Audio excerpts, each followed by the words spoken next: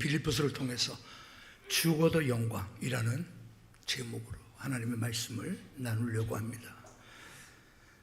죽어도 영광. 너무 무겁습니다. 이 말의 무게가. 나도 과연 죽어도 영광이라고 말할 수 있을까? 우리가 아까 336장 우리 찬송 부르면서 2절을 다시 한번 부른 이유가 있습니다.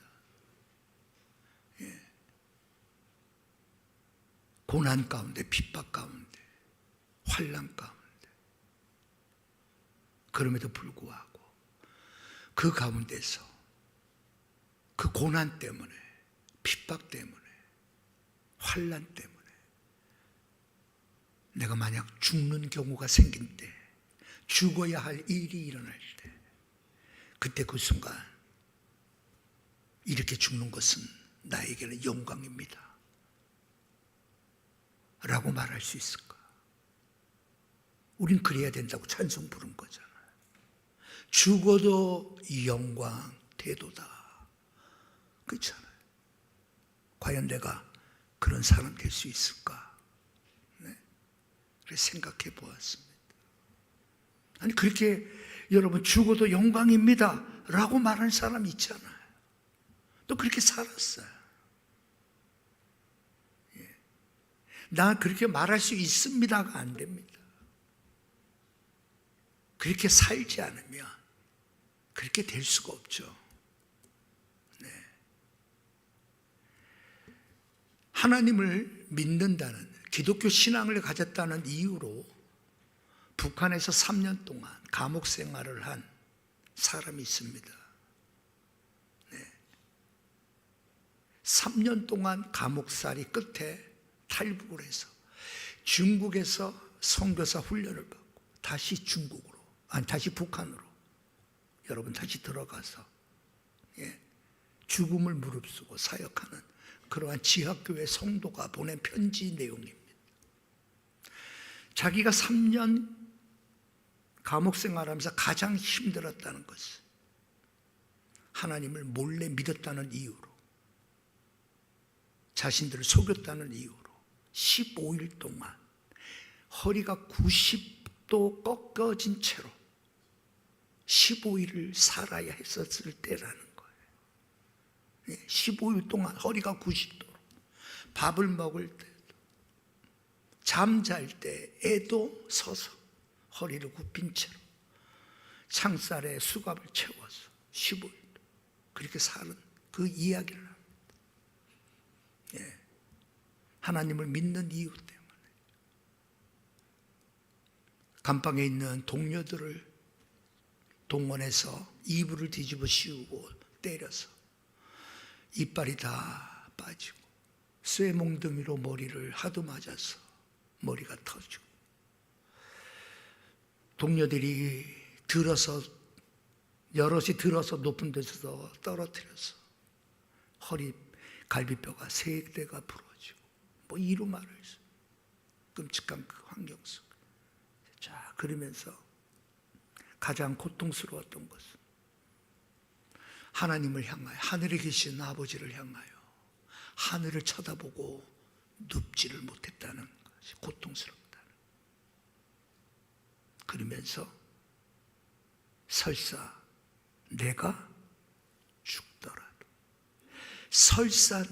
죽더라도 하나님의 말씀을 가슴에 아는 채 죽을 수만 있다면 나에겐 영광입니다. 그런 편지.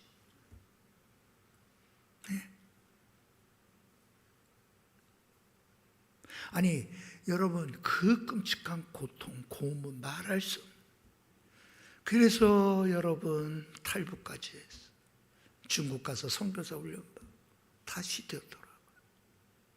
죽음을 각오하고 북한의 성도, 지하에 있는 성도들을 위해서 목숨 걸고 사역하는 그 사람이 쓴 편지가, 이제 중국에서 이제 북한으로 들어가기 직전 북한에 있는 지하교인들에게 보낸 편지, 비밀 편지의 내용이 그 내용.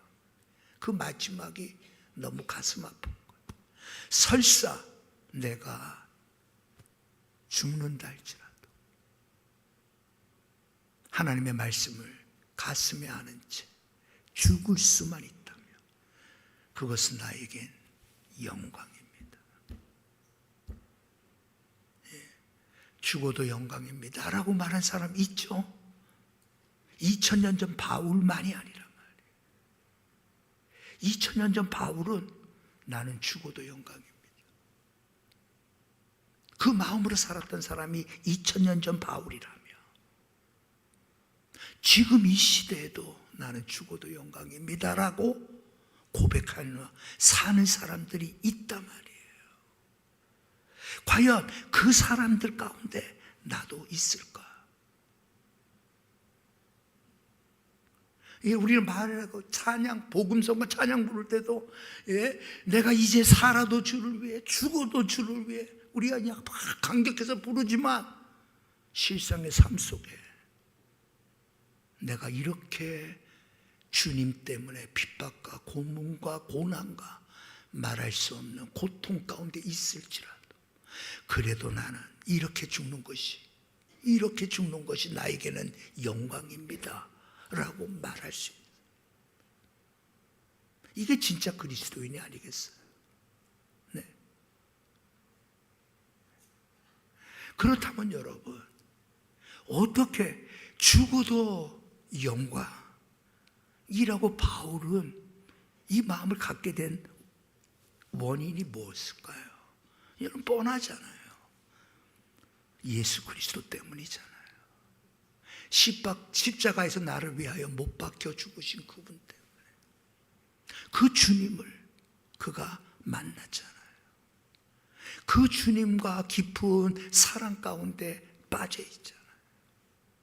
그 주님을 빼고서는 바울의 삶이 설명이 안 됐잖아요. 네.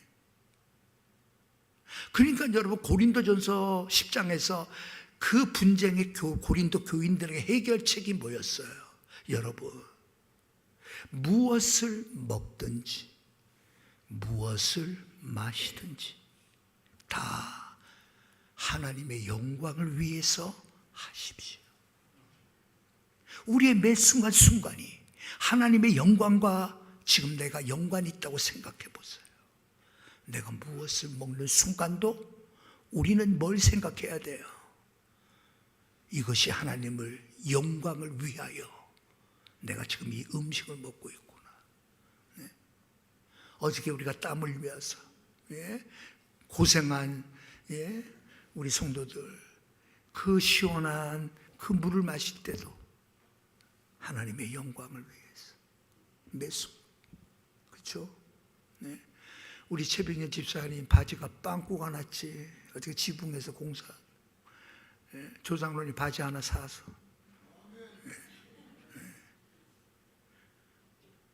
그래도 여러분 얼마나 감사해요.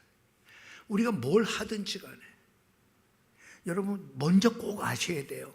하나님은 내가 이만한 것을 드렸기 때문에 하나님이 좋아하시는 거 아니에요.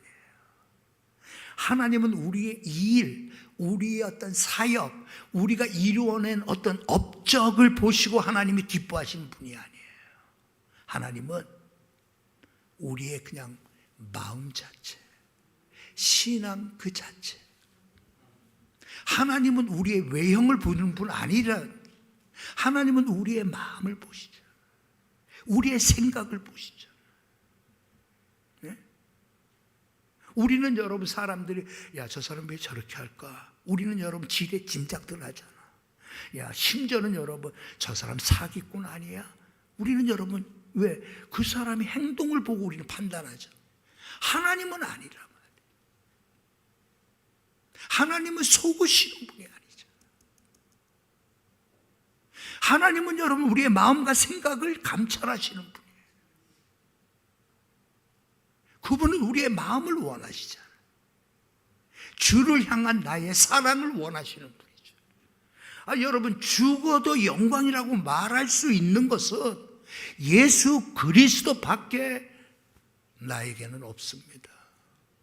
주님은 나를 위하여 모든 것을 다 주신 분입니다. 아니 그 주님을 위해서라면 내가 못 드릴 것이 뭐가 있겠습니까? 라는 이 마음을 가진 그 마음을 하나님이 원하시는 거예요. 비록 그 사람이 가난하게 살며 우리는 여러분 거창한 것을 드릴 수가 없어요. 그러나 과부의 2 렙돈을 하나님이 기쁘게 받으셨던 것처럼 그의 마음을 받으시는. 왜? 그거는 진짜니까, 진심이니까, 그거는 신실함이니까. 예. 죽어도 영광이라고 말할 수 있는 그 원인은 여러분, 사도 바울은 그리스도를 존귀케 하려 함이라 그러잖아요. 내가 사는 것이나 아니면 내가 혹시 죽을지라도 그건 내게는 관계가 없다는 거예요.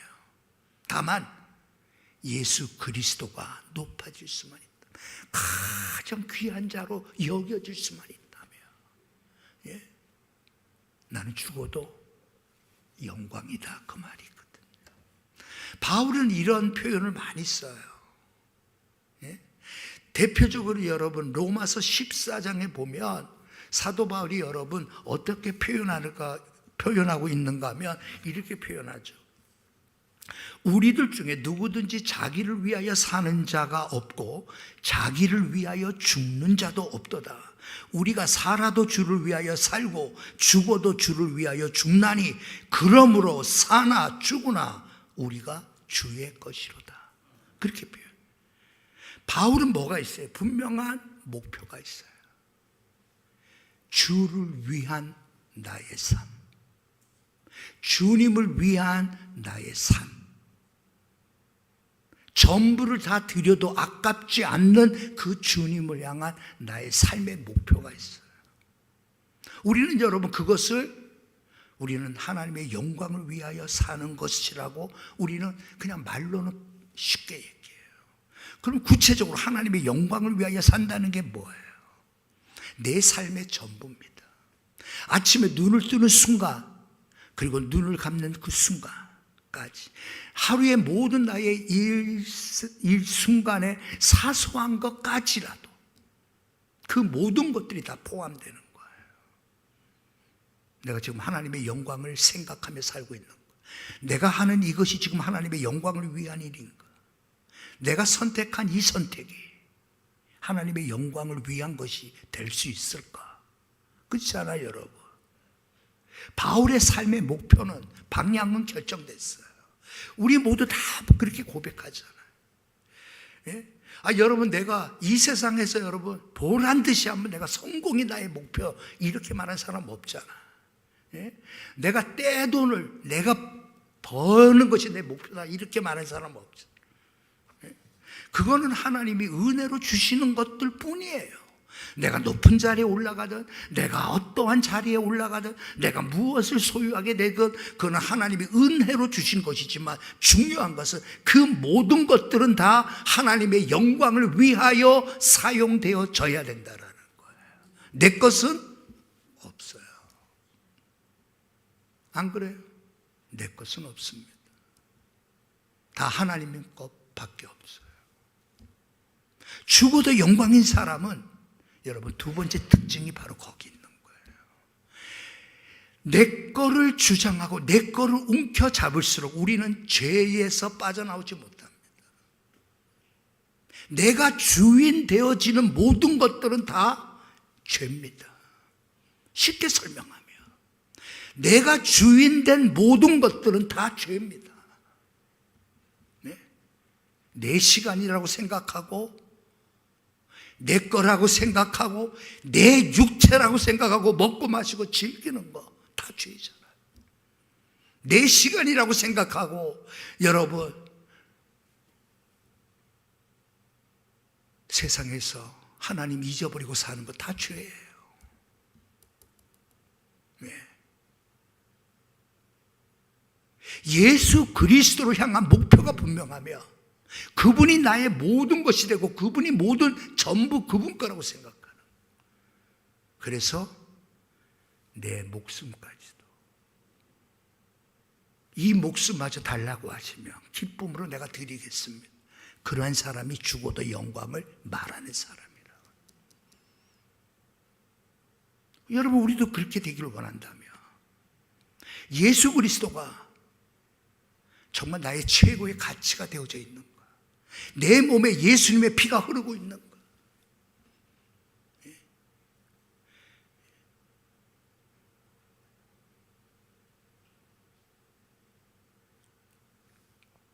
자, 여러분들에게 이 내용을 설명하기 위해서는 우리가 사진을 한 장 볼 거예요. 여러분들이 많이 봤던 사진입니다. 자, 저 사진 아시죠? 내용을? 한 병사가 담배를 피고 있습니다. 저 우크라이나 병사예요. 아시죠? 자, 저 병사가 포로로 잡혔습니다. 그리고 저 병사는 이내 총살당합니다. 제네바 군사협정에 의하면 포로는 사형 죽일 수가 없잖아요. 그럼에도 불구하고 저 우크라이나 저 군인을 총살합니다. 탕탕탕. 저 군인이 죽기 전에, 총살당하기 직전에 나에게 담배를 필 시간을 달라. 그래서 담배를 피는 겁니다. 담배를 다 피고 난 다음에 그는 여러분 큰 소리로 슬라바 우크라이나를 외칩니다. 그러고 난 다음에 총탄 세례를 받고 죽었어요. 42살 난 군인입니다. 슬라바 우크라이나의 영광을 외치고 우크라이나의 영광을 자신의 목숨과 바꾼 거예요.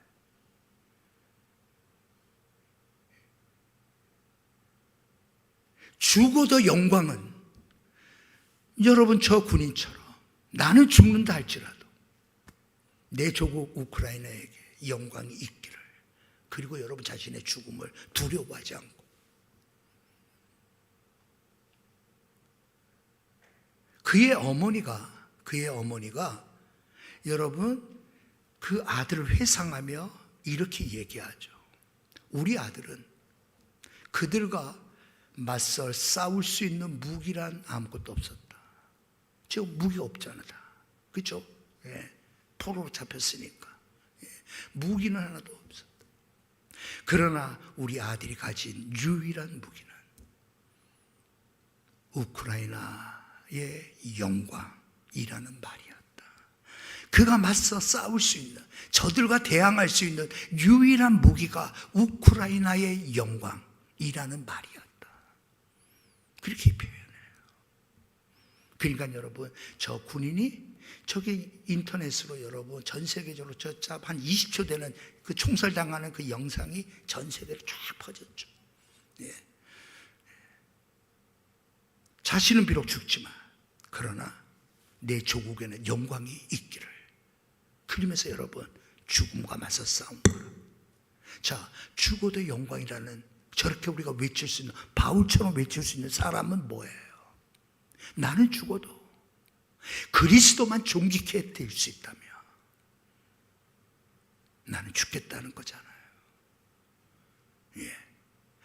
여러분 우리가 그런 위대한 인물들이 얼마나 많은지 몰라요. 나는 우크라이나, 이제 어저께도 그 카톡으로 우크라이나에서 사역하는 우리 권영봉 선교사님이 카톡에 기도 제목을 나눠줬어요. 그 기도 제목 가운데서 하나가 뭐냐면 이 전쟁이 속히 휴전 협정이 될 수 있도록 너무 비참하잖아. 그럼에도 불구하고 여러분 세계 제2의 군사 강국인 러시아가 그 우크라이나를 여러분 마음대로 못해요. 우크라이나에게는 여러분 무기 지원이 있을지언정 우리나라처럼 유엔에서 16개국이 파견된 여러분 군대도 없어요. 그들 스스로 맞서 싸우는 거예요. 그럼에도 여러분 그 싸움에서 그들이 굴하지 않잖아요. 나는 우크라이나의 그 정신이 그 나라를 여러분 어떻게 강인한 나라로 만든다고 생각하는 거예요. 눈치 보고 여러분 벌써 도망갈 준비했던 나라들 보세요. 다 망한 나라가 되는 거예요. 그 거대한 여러분 러시아와 맞서 한번 해보자고 덤벼붙잖아요. 그 나라 안 망합니다. 우리나라 보세요. 일제시대 때 여러분 그 일제의 그 끔찍한 만행 속에서도 굴하지 않았던 한국인의 그 저력들이 있었잖아요. 네? 하얼빈 하면 여러분 우리가 무슨 생각이 나요? 안중근 의사 생각나잖아요. 네? 그 안중근 나이가 지금 우리 청년들 나이예요. 30살, 그리고 마지막 사형당할 때 31살이었어요. 예? 근데 그 아들이 여러분 이제 사형 온도를 받고 사형의 날을 기다릴 때 어머니는 그 아들을 위해 수의를 짜서 수의를 보내줍니다. 그러면서 아들에게 편지를 쓰잖아요. 예? 내가 만일 늙은 어미보다 먼저 죽는 것을 불효라고 생각한다면 이 어미는 웃음거리가 될 것이다. 너의 죽음은 너 한 사람의 것이 아니라 조선인 전체의 공분을 짊어지고 있는 것이다. 내가 공소를 한다면 그것은 목숨을 구걸하는 것이다. 내가 국가를 위하여 일하다가 그리 되었으니 죽는 것도 영광이다. 그의 어머니 김마리아 여사께서는 31살 날 사형 온도를 받은 아들을 향해 그렇게 죽는 것이 영광이라고 가르쳐 줍니다. 그리고 여러분, 이 사형의 날이 가까우면 이 아들이 마음이 변할까 봐 두 동생을 여러분 여순 감옥소로 보내잖아요. 어머니의 당부가 뭔지 아세요?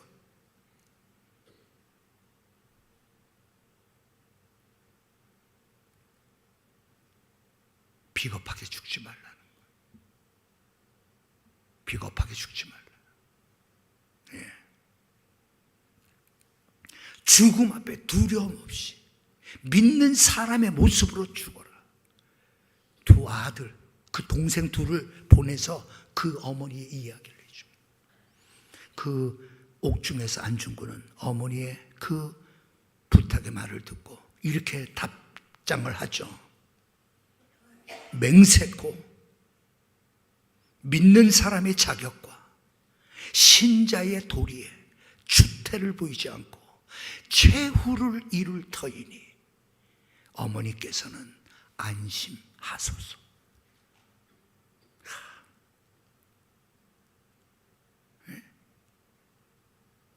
여러분, 우리 어머니가 이랬다니까. 일제시대 때 우리 어머니들이 이런 어머니였어요. 예? 수단과 방법을 가리지 않고, 예? 그냥 살기만 해. 거짓도 뭐 괜찮고, 속임수도 괜찮고, 예? 예?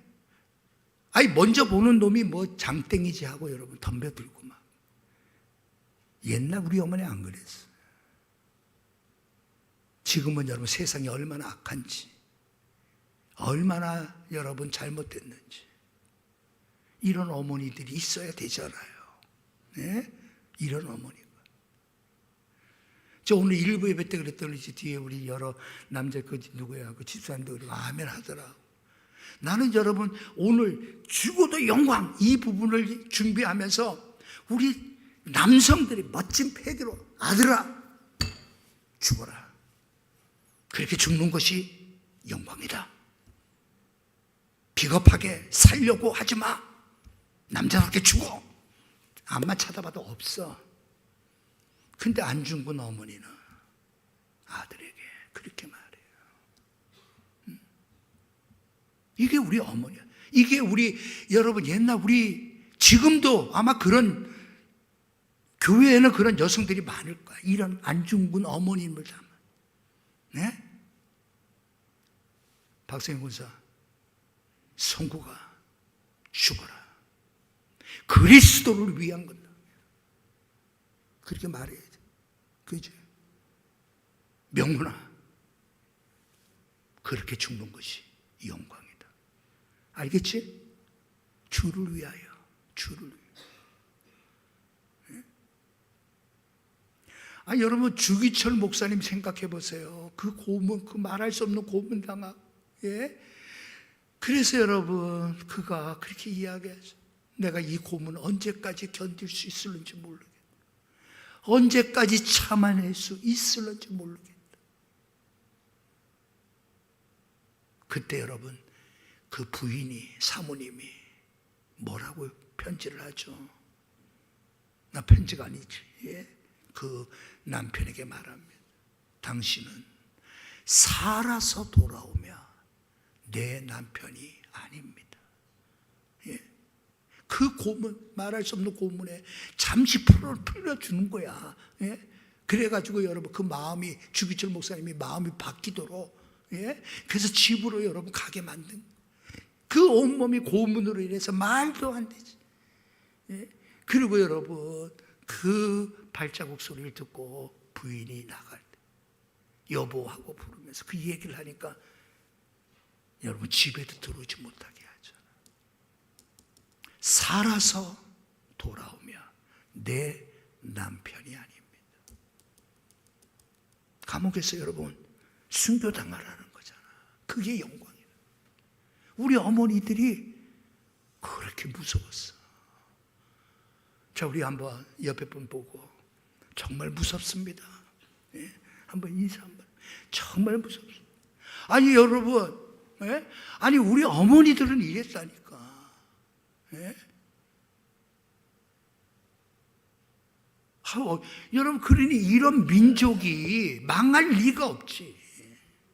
이런 민족이 망할 리가 없지. 예? 불의에 항거하기도 하고 거짓된 것에 맞서 싸우기도 하고, 예? 이번에 차별금지법이 여러분 선포되어지는 순간, 예? 나는 그냥 광화문 앞으로 나가서 거기서 나는 노숙할 거야. 내가 죽든지 할까. 예? 지금 발의를 시작했어 지금. 예? 발의를. 차별금지법이 되는 순간 더 이상 기독교는 존재하지 못해.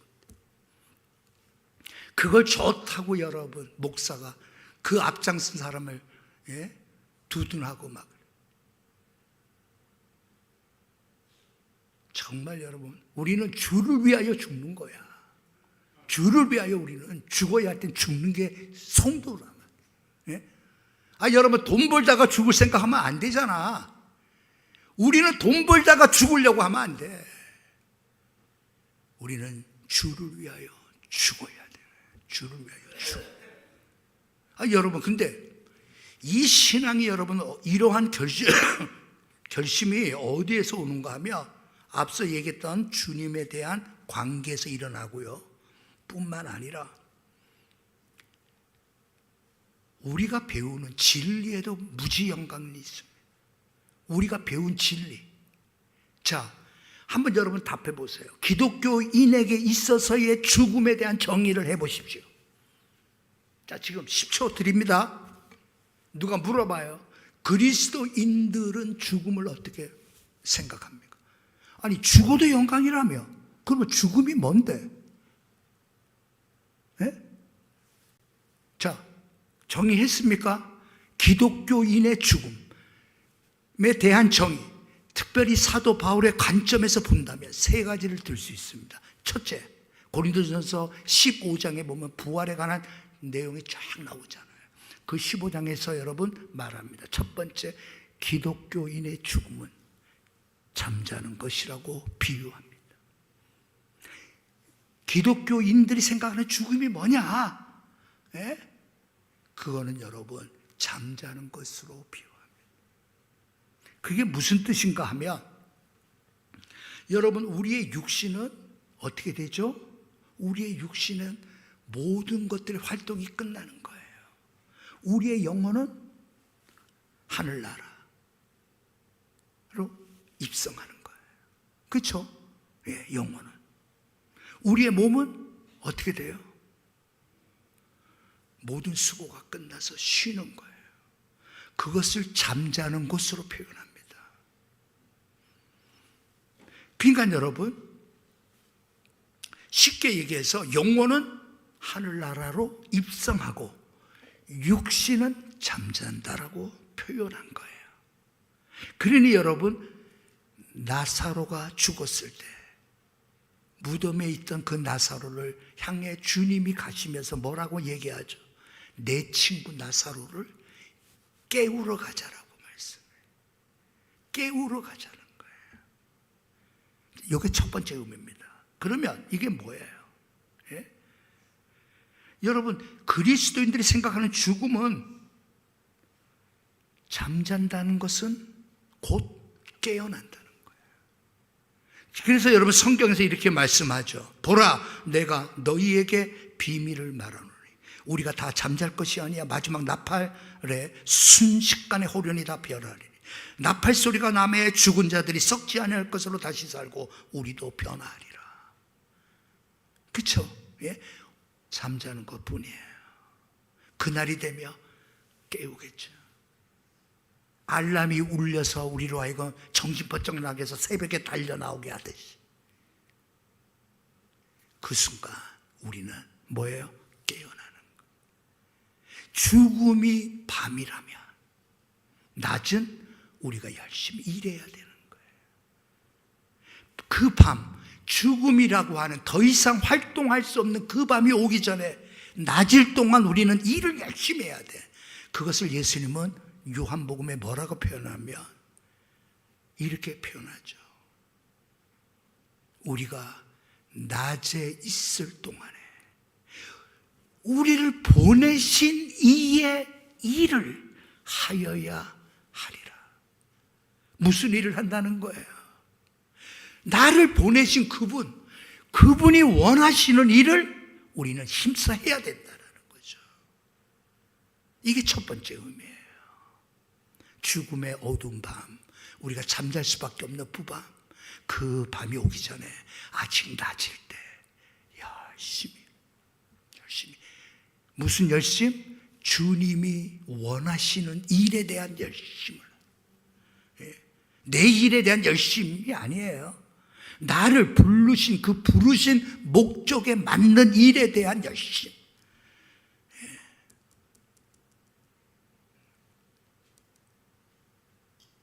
그게 첫 번째고요. 두 번째가 뭔가 하면 여러분, 이 그리스도인들의 이 죽음은 그리스도인들이 이 땅에 살았던 그 모든 삶의 그 결과를 보상받는 게 죽음입니다. 죽음은 여러분 보상이에요. 그걸 여러분 고린도전서에서 사도 바울은 이렇게 표현합니다. 해의 영광도 다르며 달의 영광도 다르며 별의 영광도 다른데 별과 별의 영광이 다 다르다라고 얘기해요.